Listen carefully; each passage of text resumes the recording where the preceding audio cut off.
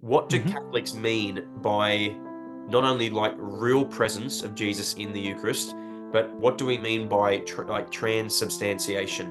There's a great example that many years ago I heard in a homily. The priest was invited over to the house of this family who wanted to know if their daughter could receive First Communion early. And, priests are allowed to permit kids to come in earlier than normal if they're spiritually ready for it.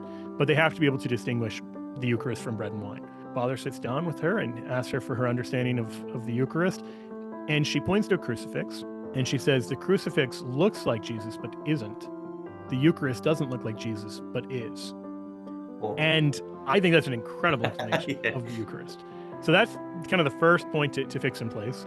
The second, and this can actually help explain, because when we're just talking about a theology of presence, that can be a little confusing for people. Like transubstantiation, consubstantiation, spiritual presence, and the rest, that sounds extremely technical in a way that doesn't seem very helpful.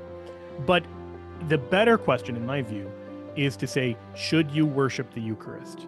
And Catholics would say yes, and Protestants would say no. Even if they think Christ is present in the Eucharist, they don't think the Eucharist becomes him, and therefore they don't believe that you should offer worship to the Eucharist. Christ is present in my neighbor, but I don't worship my neighbor. And so the Catholic belief is that the bread and wine are transformed into Christ, and therefore worship is directed to Christ in his Eucharistic presence.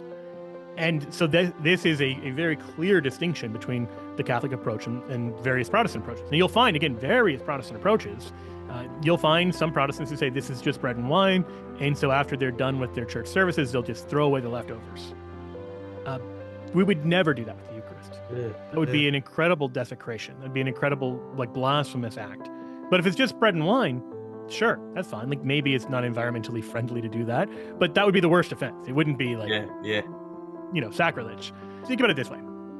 This sounds very, very technical, but you remain you. Even if you lose weight or gain weight or get a haircut or dye your hair or change clothes or change locations, all of those external appearances about you could change.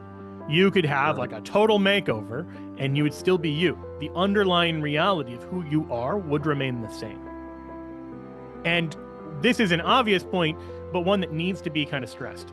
The external appearances aren't you.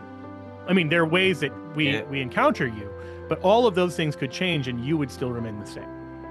In the Eucharist, the external appearances of bread and wine remain the same, but the underlying reality is what changes. So it's the opposite of you getting a makeover in that sense, where the externals change and the internal reality remains the same.